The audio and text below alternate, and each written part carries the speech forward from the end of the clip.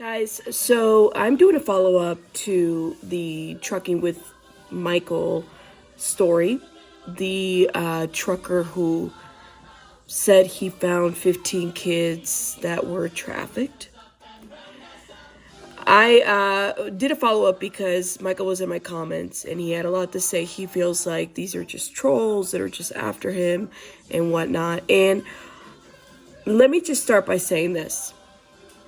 I very much I feel like Michael did the right thing in terms of calling police and making sure that police were notified of a safety issue as it pertained to these kids in the back. They're supposed to be in restraints. He did the right thing. And he also did the right thing. When you see something, you say something. I absolutely agree with that. I contacted the journalist that put the story out there, and he actually got back to me right away, which was awesome. Shout out to him. And he basically said he thanked me for reaching out. He also wants to note that he didn't feel like Michael did anything wrong. He just wasn't aware of the results of the police investigation. So he called the police to something that he saw that he felt like was human trafficking. He did absolutely right by that situation. Maybe the outcome wasn't exactly what he put out was, which I get that. And maybe he wasn't aware. Maybe Michael wasn't aware of the full results of that investigation. Mr. Ed, who put out the story, said, he faults the media, any media outlets that didn't do their due diligence to investigate Michael's story and talk with the police like, leaked stories did. That is journalism 101. I think Mike made a couple of assumptions as somebody who saw it, and that happens a lot. A lot of assumptions are made. And he probably had his heart in the right place, had a concern for safety for these kids. He sent me the screenshot of the communication that he had with the Public's Information Officer, Ray Wilson, which is what we read in yesterday's video.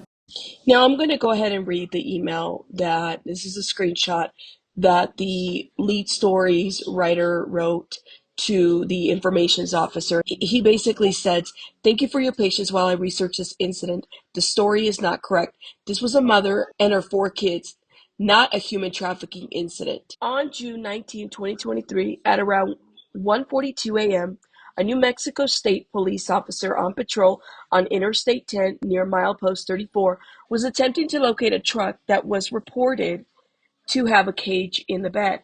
A truck driver had reported the vehicle was at a rest stop, and he observed some kids get out of a cage in the back of the truck and use the restroom at the rest stop.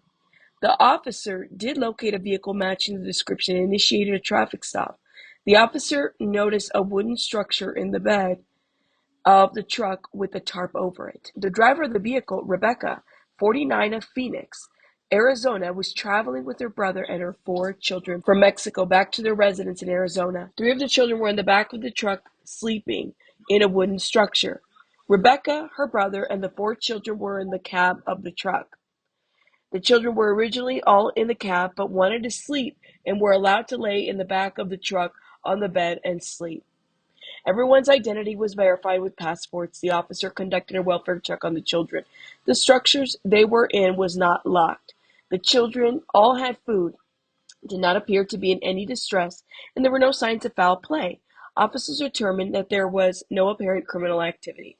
Rebecca was issued a seatbelt citations for the unrestrained children in the back. Both adults were educated on the dangers of passengers riding in the bed of a truck unsecured. All the children were moved to the cab of the truck and secured with seatbelts. You get a copy of that body cam footage and any reports or citations associated with this case by contacting the DPS records custodian.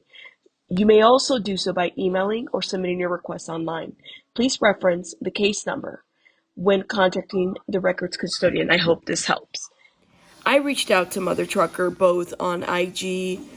I was tagged on his video on Twitter and dropped my link on my video, and I reached out to him via email, and I have not heard back.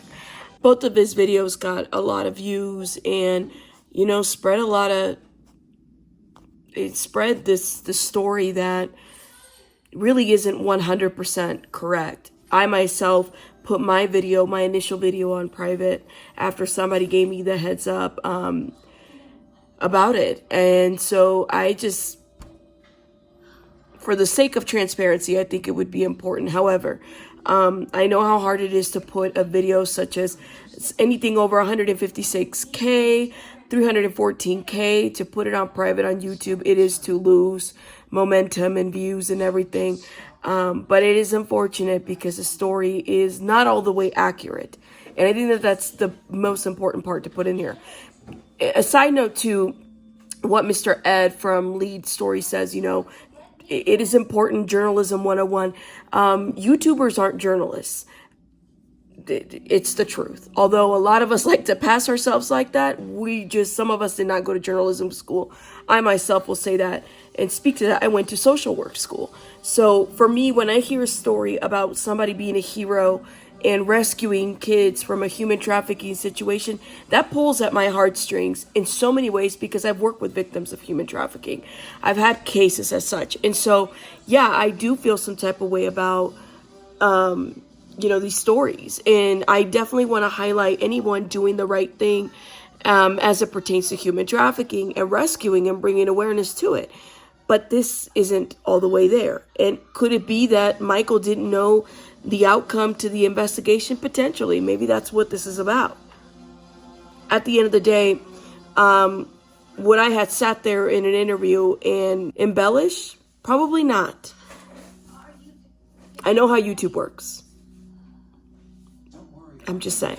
I personally don't plan to contact or FOIA this information, although it seems like we can. We have a case number there. We have the email. But honestly, it's not something that I necessarily want to do or have any kind of back and forth with any of these people. But I wanted to point out and correct some misinformation that I thought was very important to correct. Let me know your thoughts in the comments. I'll see you guys on the next one. And again, I know Trucking with Michael is very upset. He has this platform I'm sure he'll be able to speak at. I'm just pointing out some things there, and note that the person that wrote the article is not a troll, is an actual journalist. So I'll see you guys on the next one. Rabbits out.